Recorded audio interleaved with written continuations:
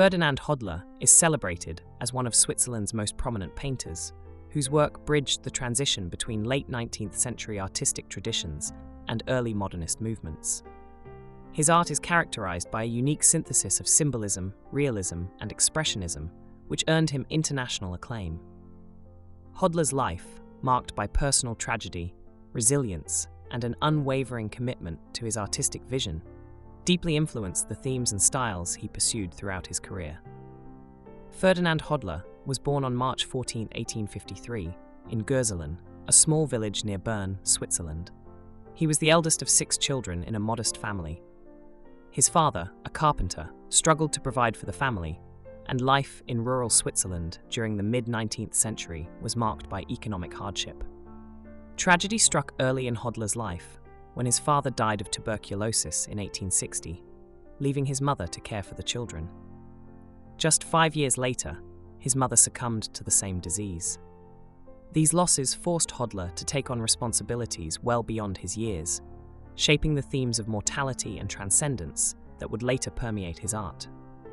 After his mother's death, Hodler and his surviving siblings moved to Thun, a nearby town, where they lived with relatives.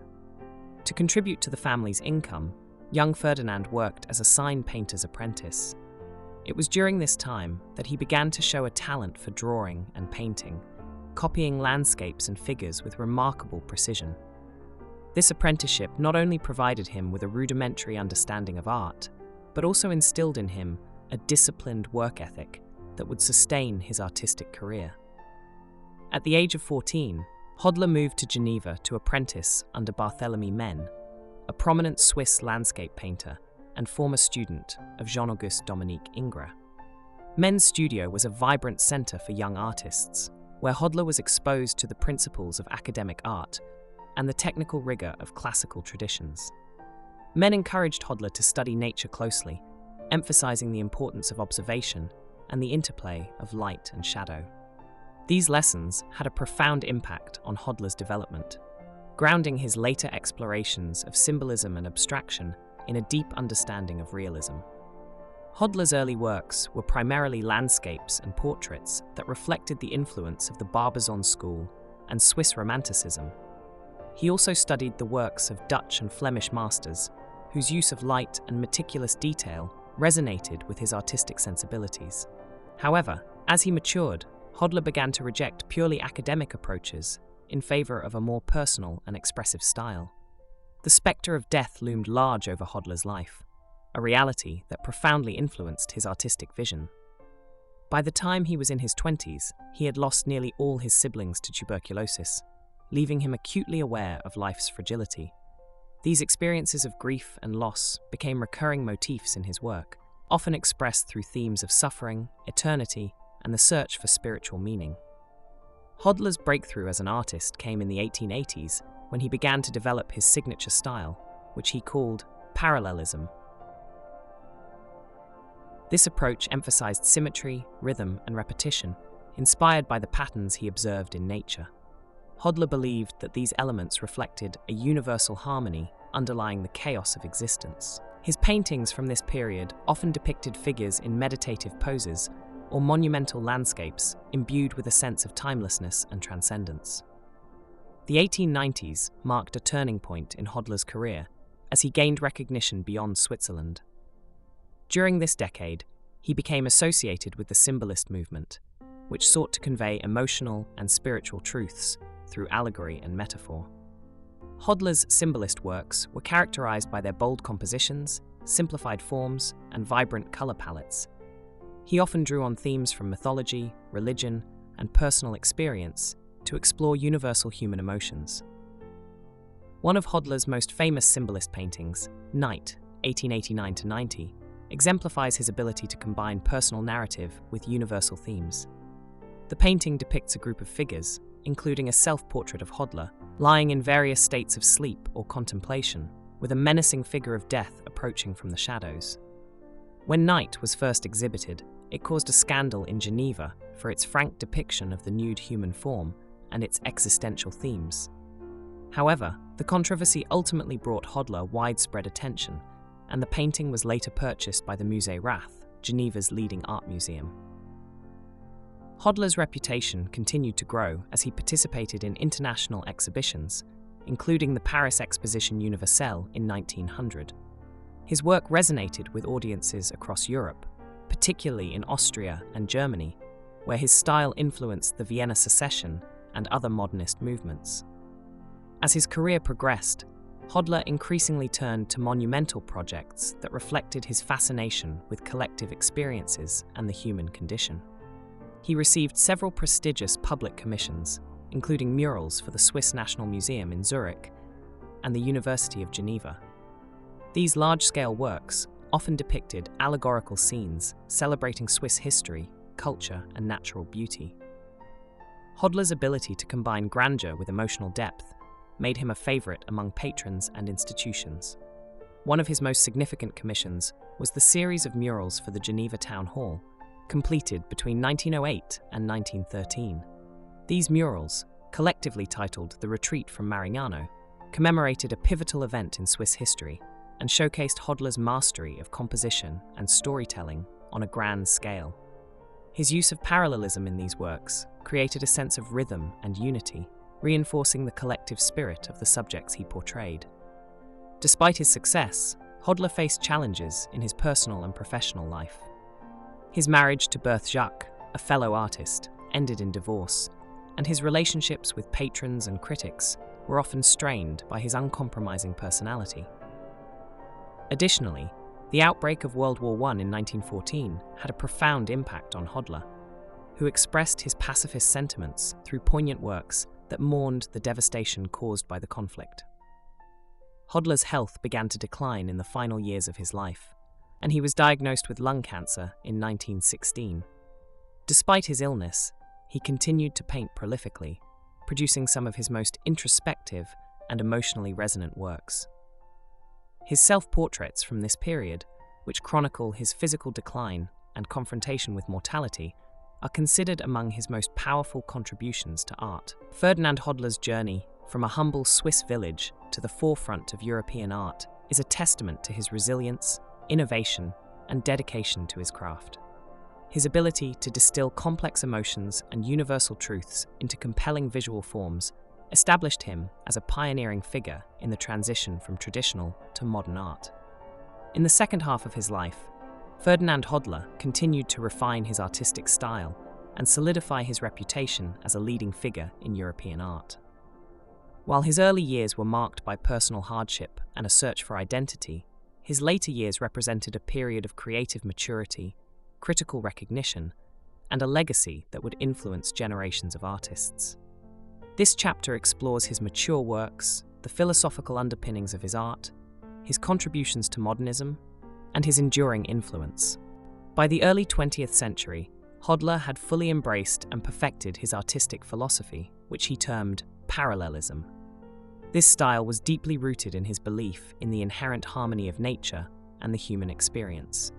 Parallelism focused on symmetry, rhythm, and repetition, reflecting the patterns Hodler observed in the natural world and human behavior. This approach became a hallmark of his later works, imbuing them with a meditative and almost transcendental quality. One of the defining features of Hodler's mature style was his use of monumental forms and simplified compositions. He began to strip away unnecessary details, focusing instead on the essence of his subjects. His landscapes, for instance, became more abstract, with vast sweeping vistas that conveyed a sense of eternity. Similarly, his figurative works emphasized universal themes such as love, grief, and the passage of time, often rendered with bold symbolic gestures and a limited color palette. Hodler's interest in the spiritual dimension of art aligned him with contemporaneous movements such as Symbolism and early Expressionism.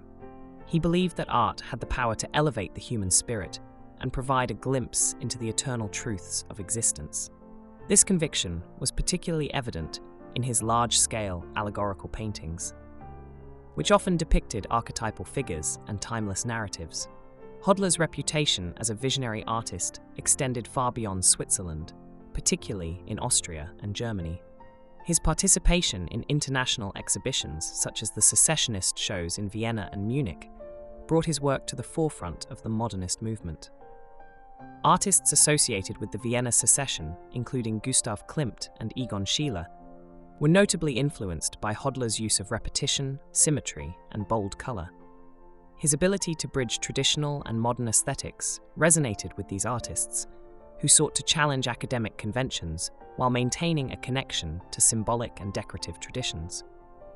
In France, Hodler's work was well received by the Symbolist circles in Paris. His contributions to the 1900 Exposition Universelle and subsequent exhibitions cemented his status as a leading European artist. Critics praised his ability to convey profound emotional depth while maintaining a disciplined and harmonious compositional structure. His unique synthesis of realism and abstraction appealed to a wide audience, bridging the gap between 19th century Romanticism and 20th century modernism. Hodler's influence extended to public art as well. His murals for civic and cultural institutions in Switzerland and beyond showcased his ability to adapt his style to large-scale collaborative projects. These works often celebrated national identity, human resilience, and the interconnectedness of nature and humanity, themes that resonated deeply during a period of social and political upheaval in Europe. The outbreak of World War I in 1914 had a profound impact on Hodler, both personally and artistically. A staunch pacifist, he was deeply troubled by the destruction and loss of life caused by the conflict. This sense of grief and despair found expression in a series of poignant works that mourned the horrors of war. His painting, The Disappointed Souls, 1916, is a stark and haunting reflection on the futility of violence, with its figures standing as silent witnesses to humanity's suffering. During this period, Hodler also turned inward, producing a remarkable series of self-portraits. These works, created in the final years of his life, are among the most introspective and emotionally raw of his career. They document his physical decline from lung cancer, as well as his existential reflections on mortality. In these portraits, Hodler confronted his own vulnerability with unflinching honesty, presenting himself as both subject and observer in a dialogue with the inevitability of death. Despite his declining health, Hodler continued to work prolifically, often channeling his energies into landscapes that conveyed a sense of timeless serenity. These late landscapes, characterized by their expansive horizons and luminous skies, have been interpreted as meditations on eternity and the enduring beauty of the natural world. They stand as a testament to Hodler's belief in the redemptive power of art, even in the face of personal and global tragedy. Ferdinand Hodler passed away on May 19, 1918, in Geneva, leaving behind an extraordinary body of work that continues to captivate audiences and inspire artists. During his lifetime, he was celebrated as a national treasure in Switzerland, and his contributions to the country's cultural identity were widely acknowledged. His paintings, murals, and drawings remain cornerstones of Swiss art history, and his influence can be seen in the work of later Swiss artists such as Alberto Giacometti and Jen Tinguely. Hodler's legacy extends far beyond Switzerland, as his innovations in composition, symbolism, and abstraction have earned him a place among the pioneers of modern art. His emphasis on universal themes and his ability to balance personal expression with formal discipline have made his work relevant to successive generations of artists and scholars. Exhibitions of his work continue to draw international audiences, reaffirming his status as one of Europe's most important painters of the late 19th and early 20th centuries. Hodler's artistic philosophy and techniques had a significant impact on the development of modernism. His use of repetition and symmetry anticipated the minimalist and abstract tendencies of later movements, while his focus on emotional and spiritual resonance aligned him with Expressionism and Symbolism. Artists such as Egon Schiele and Oskar Kokoschka, who admired Hodler's ability to convey psychological depth through bold, simplified forms, carried his influence into the heart of 20th century art. Hodler's landscapes, in particular, have been hailed as precursors to modern abstraction. By reducing natural forms to their essential elements and emphasizing rhythm and harmony, he created works that transcended traditional representational art. His approach to composition, which often involved dividing the canvas into distinct horizontal bands, influenced later artists' explorations of color-field painting and geometric abstraction. Ferdinand Hodler's life and work represent a bridge between the traditions of the 19th century and the innovations of the 20th. His ability to distill complex emotions and universal themes into visually compelling forms earned him a lasting place in the pantheon of great artists. From his humble beginnings in rural Switzerland to his international acclaim, Hodler's journey was marked by resilience, creativity, and an unwavering belief in the transformative power of art.